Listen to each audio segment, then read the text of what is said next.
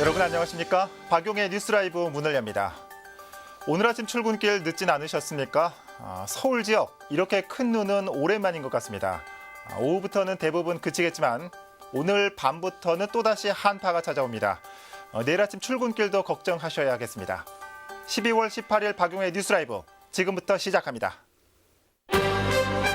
오늘의 헤드라인입니다. 횡단보도가 생기면서 이용률이 줄어든 지하보도에 범죄와 방화 등이 우려되고 있습니다. 두 차례 미뤄졌던 중구의회 구정질문이 개최됐지만 의원 간의 정치적 대립은 여전한 상황입니다. 자치단체와 주민센터가 아파트 관리비에서 불우이웃 성금을 거두고 있어 아파트 불만이 제기되고 있습니다. 중랑구 북부간선도로 구리 방향에서 택배 차량과 승용차가 추돌해 운전자 1명이 병원으로 이송됐습니다.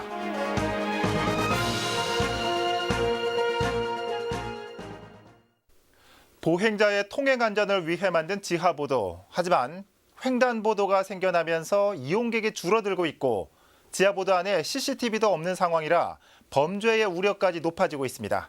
첫 소식 송지현 기자가 준비했습니다. 1985년 만들어진 종로구 사직공원 앞 지하보도. 횡단보도가 없던 시절에는 이용이 활발했지만 근방에 횡단보도가 생기면서 이용률은 확연하게 줄어들었습니다. 횡단보도 생기고 난 이후로는 그 지하보도를 사용할 일이 없어요. 거의 그리고 다른 사람들도 이용 안 해요, 저기를. 이용률이 줄어들면서 관리도 소홀해졌습니다.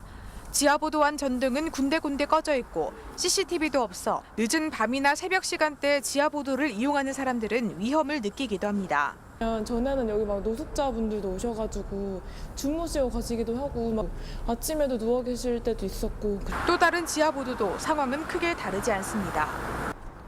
종로구 동십자각 지하보도입니다. 이곳은 1년 전 불이 나 현재는 복구가 거의 완료된 상태인데요. 환경은 좋아졌지만 이용객 수는 많지 않습니다. 지난해 말 방화로 추정되는 불이 났지만 CCTV가 없어 범인을 찾을 수 없었고 내부에 있던 공공미술은 불에 타 소실됐습니다. 복구가 완료됐지만 여전히 CCTV는 설치돼 있지 않은 상황. 사고 재발을 방지하고 이용객이 준 지하보도 내에서의 범죄를 예방하기 위해 CCTV 설치를 비롯한 위험 방지 대책이 필요해 보입니다. 한편 서대문구, 강동구 등 일부 자치구에서는 비어있는 지하보도 공간에 창업센터, 갤러리 등을 만들어 이용객 수를 늘리고 범죄의 위험도 줄이고 있습니다. 갤러리라든지 어떤 그런 양쪽에 벽 아니면은 이 계단 여러 가지로 좀 그런 공간을 좀 활용해서 우리 주민들을 위해서 보행자들의 편의를 위해 만들었지만 시간이 갈수록 애물단지로 전락하고 있는 지하보도. 범죄의 위험도 줄이고 비어있는 공간을 효율적으로 활용할 수 있는 자치구의 대책이 필요해 보입니다. 딜라이브 서울 경기 케이블 TV 송지현입니다.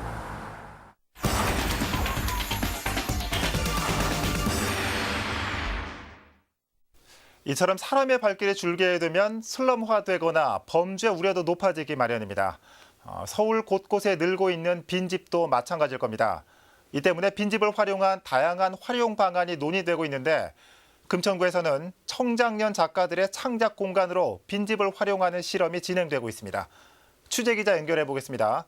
엄정규 기자. 네, 저는 지금 금천구 독산동에 나와 있습니다. 네, 화면을 보니 전형적인 주택가에 위치한 것 같습니다. 먼저 그곳에 있는 문화 창작 공간 소개 좀 해주시죠. 네, 지금 제가 옆으로 보이는 곳이 바로 빈집 프로젝트를 통해 작가들의 오픈 스튜디오로 탈바꿈한 곳인데요. 한번 네. 들어가 보겠습니다. 네, 보시는 것처럼 이 집 안은 기존의 거주 공간에서 예술가들의 작품 활동은 물론 주민들과 함께 공유할 수 있는 전시, 교육 공간 등으로 꾸며졌습니다. 예, 지금 내부 화면만 봐서는 이곳이 빈집이었는지 잘 가늠이 안 될 정도로 갤러리 같은 모습도 보이고 있는데 어떤 계기로 해서 마련된 겁니까? 네, 미술관이나 공연장을 찾는 것이 일반적인 예술 향유의 방법입니다. 예. 따로 시간을 내야 한다는 거죠. 하지만 이 공간은 우리가 살고 있는 곳에서 그리 멀리 떨어져 있지 않은 곳입니다. 때문에 주민들이 주거지와 가까운 곳에서 예술을 즐길 수 있도록 마련된 공간입니다. 또 빈집을 활용하는 방법이기도 하고요. 자세한 이야기는 금천문화재단 정재활 대표이사와 이야기 나눠보겠습니다. 예. 네, 안녕하십니까. 네, 안녕하세요. 정재활입니다. 앞서 제가 설명한 것이 맞나요? 또 추가해서 이곳에 대해 좀 설명이 있다면 한 말씀 좀 부탁드리겠습니다. 예, 너무 정확하게 저희 사업을 이해하시고 계셔서 제가 좀 보충 설명만 좀 드리겠습니다. 저희 그 금천문화재단은 출범한 지가 지금 한 6개월쯤 되는 신생재단입니다. 그래서 서울시에 있는 25개구 중에서 지금 한 13번째 정도 재단이 됐는데요. 출범하면서 이제 목표로 내세운 것이 어쨌든 금천이라고 하는 공간들을 문화를 통해서 좀 활력을 불어넣자라고 하는 생각을 가지고 출범했기 때문에 좀 더 주민 친화적인 공간으로 깊숙이 좀 우리 활동들이 들어갔으면 하는 바람에서 이런 프로젝트를 만들게 됐습니다. 네, 빈집을 활용한다는 것이 비용적 측면에서 어떤 또 이점이 있고 이곳을 어떻게 활용되는지에 대해서도 한 말씀 부탁드리겠습니다. 네. 시민들이 문화예술을 즐기는 방법들이 이제 많이 바뀌고 있죠. 예전에는 좋은 공간들을 직접 멀리서 찾아가는 그런 형태였는데, 이제는 오히려 어떤 공간 또는 작가들이 생활 속으로 깊숙이 들어오는 이런 형태로 바뀌고 있습니다. 그래서 이런 공간을 주민 친화적인 이런 이 주택 인근에 마련함으로써 젊은 작가들에게는 창작 기회의 공간이 되기도 하면서 또는 구민들한테는 문화 향유의 공간으로 이렇게 많은 비용을 들이지 않고 찾아갈 수 있는 그런 공간으로 이렇게 탈바꿈하는 것이라고 보시면 될 것 같습니다. 그런 의미에서 주민들의 어떤 문화예술 소비 형태가 저비용의 어떤 방식으로 바뀌고 있다고 그렇게 이해하시면 될 것 같습니다. 네. 그 문화재단이 처음 출범할 때 지역 곳곳에서 진행 중인 도시재생에 어떤 예술의 옷을 입히겠다 이렇게 하신 말씀이 기억에 남는데요. 네네. 이 프로젝트가 이와 관련한 개별 프로그램 이렇게 보면 될까요? 맞습니다. 저희 그 금천구가 이제 구로서 독립된 것이 1995년입니다. 구로구에서 독립이 됐는데요. 20년이 조금 지났지요. 그래가지고 저희들이 이 프로젝트를 도시성장 프로젝트 20살 금천이라고 이렇게 이름을 지었고요. 그 사업의 일환으로 이제 추진한 대표적인 사업이 빈집 프로젝트입니다. 그래서 앞으로 이런 형태의 공간들이 내년까지 한 4곳이나 5곳 정도 확대될 예정이고요. 그런 어떤 공간들이 곳곳에 거점으로 활용이 되면 아까 말씀드린 대로 청년 작가들한테 창작 공간뿐만이 아니라 우리 주민들한테는 다양한 형태의 문화예술 향유 공간으로서 거듭나게 될 거고요. 궁극적으로는 그런 거를 통해서 금천구의 도시 이미지를 바꾸는 문화예술을 통한 도시 재생의 어떤 목표를 이제 이루게 되는 그런 과정을 가지고 출범을 시작을 했습니다. 예. 네. 앞으로 프로젝트가 잘 진행되기 기대해 보겠습니다. 네, 오늘 말씀 감사합니다. 감사합니다. 네. 제 뒤로 보시면 이곳에 입주한 작가가 지금 저기 대기하고 있는데요. 이어서 잠시 이야기 한번 나눠보겠습니다. 네, 작가님. 네, 안녕하십니까? 네, 간단하게 여쭙겠습니다. 작가로서 이곳 공간 어떻게 평가하시는지, 그리고 짧은 기간이지만 작업해 보신 어떤 소감 있으면 한 말씀 부탁드리겠습니다. 네, 작가로서는 그 지역의 다양한 영감을 받을 수 있는 공간이 되어주고 있고요. 그리고 지역 주민들에게는 다양한 시각 활동을 선보일 수 있는 그런 공유의 장이 되고 있습니다. 앞으로 좀 다양한 활동이 지속돼서 이런 활동이 활발하게 이루어졌으면 하는 바람이 있습니다. 네, 저도 활발한 활동 기대하겠습니다. 네, 감사합니다. 네. 네, 엄정규 기자 얘기를 들어보니까 이 빈집이 예술 공간으로 활용된다는 점 정말 색다른 시도 같은데 어떻습니까? 이 금천구에서는 앞으로 확대될 계획이 있는 겁니까? 네, 아까 대표이사도 잠깐 이야기를 했는데요. 지금 소개해드린 이곳 1호점 공간에 이어 금천문화재단은 빈집하우스를 확대 조성한다는 계획을 내놨습니다. 네. 내년에 3개에서 4개의 빈집하우스가 금천구 곳곳에 설치될 주민들의 문화 향유 공간으로 활용될 것으로 보입니다. 예. 네, 지금까지 금천구 독산동에서 전해드렸습니다. 네, 엄정규 기자 수고했습니다. 요즘 이 문화 공간도 부족하고 특히 젊은 예술 작가들의 작업 공간 마련도 쉽지 않은데 이처럼 빈집을 활용한 방안이 시너지 효과를 내고 있는 것 같습니다. 자, 금천구 연결해봤습니다.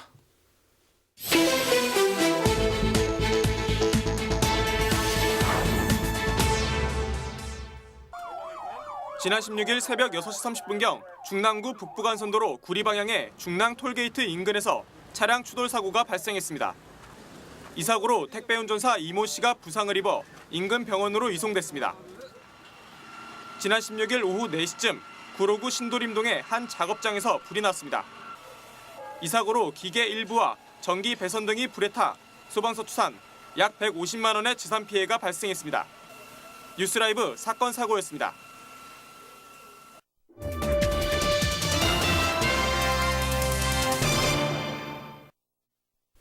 한 언론사와의 갈등과 의원 간의 불협화음 속에 두 차례나 미뤄졌던 중구의회 구정 질문이 진행됐습니다. 구정 전반에 대한 날카로운 질문들이 이어졌고 서소문공원 사업에 대해서는 구청과 의회가 타협점을 찾아가는 모양새입니다. 진기훈 기자입니다. 거듭된 파행으로 두 차례나 미뤄진 중구의회 구정 질문이 지난 12일과 13일 이틀에 걸쳐 진행됐습니다. 중구의 뜨거운 감자인 서소문공원 사업에 대한 질문이 쏟아집니다. 먼저 이제는 사업이 원활하게 추진될 수 있도록 해야 한다는 목소리가 나옵니다. 사업의 타당성이나 필요성을 따져보더라도 당리 당략이나 이해관계에 따라 사업의 추진 여부를 판단할 문제가 절대 아닙니다. 반드시 서소문박 역사유적지 관광자원 사업이 건설적으로 차질 없이 추진되기를 기대합니다.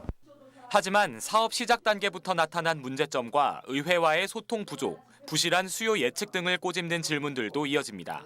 당초부터 후에 사전 승인 없는 위법 부당한 행정행위로서 특정 종교에 편향된 사업 계획 그리고 잘못된 수요 분석 등 부실과 과실투성인데도 사업을 무리하게 강행하였고 또 지난 6월부터 시작된 사업에 대한 행정 사무조사 결과 제시된 조건들을 이행할 것을 촉구했습니다. 구청과 의회, 천주교와 천도교 관계자와 학계 전문가 등으로 구성된 공동추진 자문위원회 구성과 특정 종교에 편향되지 않도록 하기 위한 공간 설계 변경, 사업을 서울시나 중앙부처 등 상급 기관으로 이관하자는 등의 내용입니다. 가장 핵심적인 것은 조사특위에서 제시하는 정당하고 합리적인 조건이 선행되어야만 원활하고 사업 추진이 가능하다는 결론을 말씀드립니다. 집행부는 조사특위의 조건들에 대체적으로 수용 의사를 밝혔습니다. 공동추진위 구성은 당장 할 수 있다는 답변과 함께 특정 종교에 편향되지 않기 위해 서소문공원 일대의 다양한 역사를 담겠다는 입장을 보였습니다. 사후 운영 주체도 공모를 통해 공정하게 처리하겠다는 방침을 밝혔지만 상급 기관으로의 사업 이관은 어렵다는 입장입니다. 관리 주체 선정이나 위탁 과정에서 공모를 통해 공정하고 투명하게 서소문공원의 부지 면적은 2만 1,000평방미터로서 중구청의 사무 관할로서 현행 법규상 사무 이관이 매우 어려운 사안입니다. 이 외에도 중구에서 고질적으로 발생하는 이륜차 주차 문제가 화두에 오른 것을 비롯해 회연동과 소공동에 건립되고 있는 복합청사들의 지지부진한 사업 진행도 문제점으로 지적됐습니다. 8명 의원들의 33건의 구정 질문을 진행한 중구의회는 오는 18일까지 내년도 본예산안 심사를 마친 뒤 19일 정례회 일정을 마무리할 예정입니다. 딜라이브 서울경기 케이블TV 진기훈입니다. 앞서 보신 것처럼 중구의회 구정 질문은 2번이나 연기되는 우여곡절 끝에 간신히 마무리됐습니다. 하지만 의원 간 불협화음은 여전했습니다. 계속해서 진기훈 기자입니다. 지난 1일 특정 언론사와의 갈등으로 구정 질문을 시작조차 못한 중구의회. 갈등의 앙금이 남은 듯 편파 보도와 어용 기자라는 원색적인 비판이 담긴 현수막이 걸렸습니다. 의장의 독단적 행동이라며 현수막을 제거하라는 목소리와 구정 질문에 맞는 발언을 하라는 의견이 맞섭니다. 편파 보도를 해서 피해를 입었으면은 우리가 언론중재위원회에다가 피해 구제 신청해서 CCTV를 따지면 됩니다. 구정 질문에 관한 사항으로 지금 구정 질문을 하고 있는 겁니다. 제출하신 구정 질문에 관한 사항만 발언하고 이에 발언은 자제해 주시고 또 서소문공원 사업에 대한 행정사무조사 특별위원회에 최종 보고서 채택 건이 오르자 자유한국당 의원들은 자리를 박차고 나갑니다. 조사특위 활동이 자신들을 배제한 채 이뤄졌기 때문에 최종 보고서 의결에 참여할 수 없다는 겁니다. 결국 남은 5명 의원들의 의결로 행정사무조사 특위의 최종 보고서가 채택됐고 냉랭한 분위기 속에 집행부의 답변을 듣는 일괄 답변 순서가 진행됐지만 의원석은 텅 비어 있습니다. 비판의 목소리와 함께 회의장을 비운 의원들에 대한 징계 요구도 잇따릅니다. 또 의원으로서 역할을 안 하면 실비를 삭감하든지 그런 저기가 제도를 갖든지 아니면 어떤 징계를라도 줘야지 이런 식으로 불성실한 널리 이해를 해주세요. 저로서 드릴 말씀 별로 없는 징계 대상이라면 징계를 검토를 하겠습니다. 올 한 해 서소문공원 사업 논란 등으로 파행과 의원 간 불협화음을 거듭한 중구의회는 올해 마지막 구정질문 순서에서도 의원 간 갈등을 재차 확인했습니다. 딜라이브 서울경기 케이블TV 진기훈입니다. 아파트 관리비에서 불우이웃 돕기 성금을 거두고 있어 논란이 일고 있습니다. 아무런 대가 없이 자발적으로 해야 하는 기부인데도 불구하고 해당 구청과 주민센터가 아파트 측에 부담을 주고 있다는 주장입니다. 박선화 기자입니다.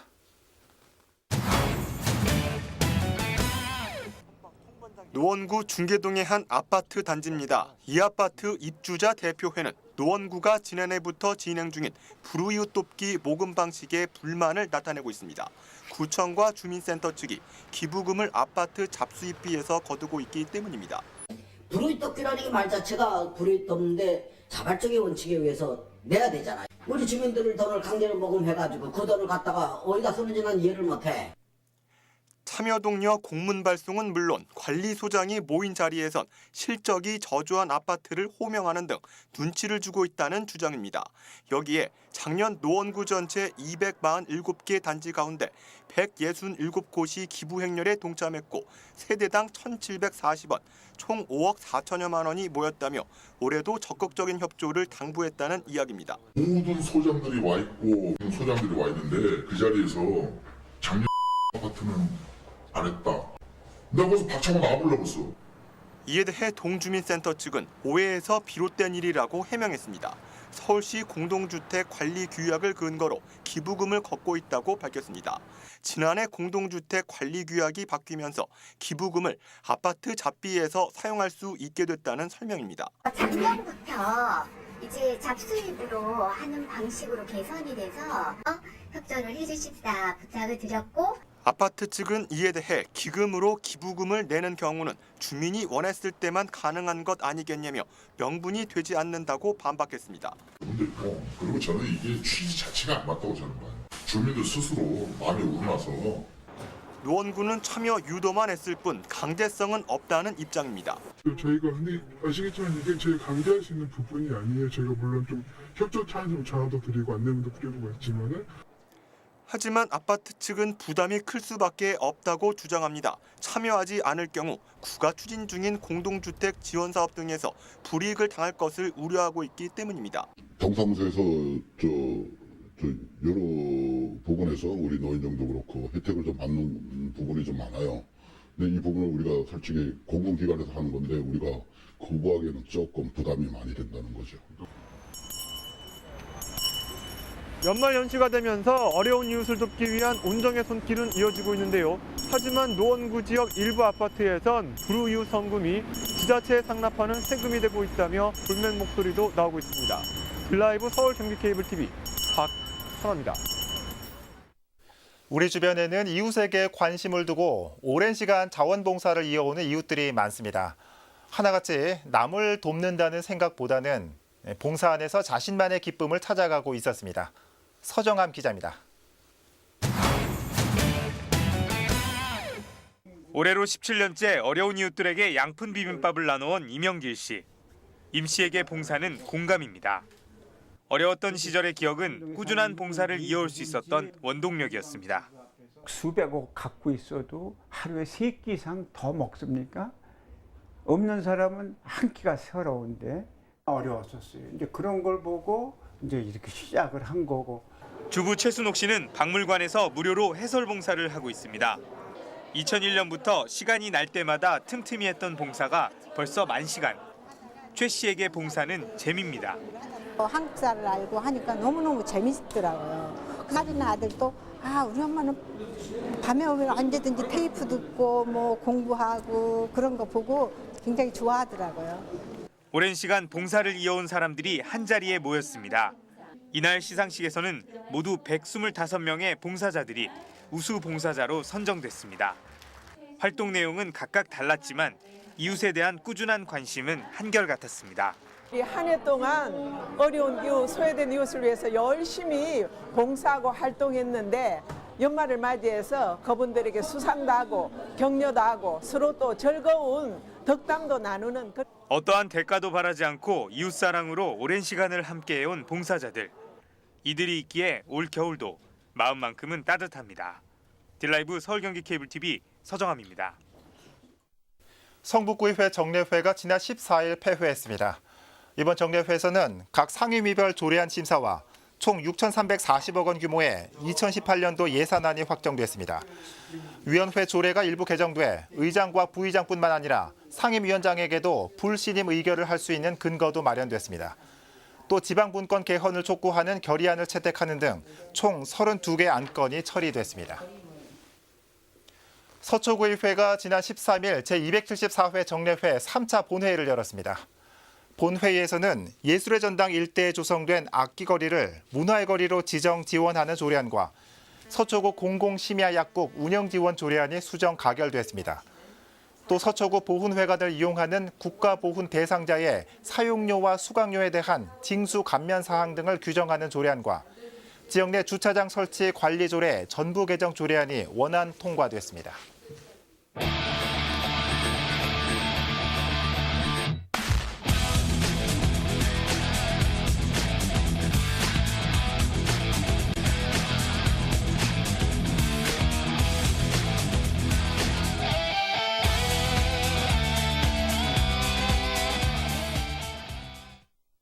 잘못된 것을 깨고 올바른 것을 드러낸다는 뜻의 파사현정, 올해의 사자성어로 선정된 말이죠. 어찌 보면 당연한 이치인데도 이 한 해를 나타낸 사자성어로 선정된 것이 조금은 씁쓸하기도 합니다. 국가적인 아젠다뿐만 아니라 이 스스로에게도 반문해볼 필요는 없는지 보름도 안 남은 한 해를 보내면서 생각해봐야겠습니다. 박용의 뉴스라이브 마칩니다. 시청해주셔서 고맙습니다.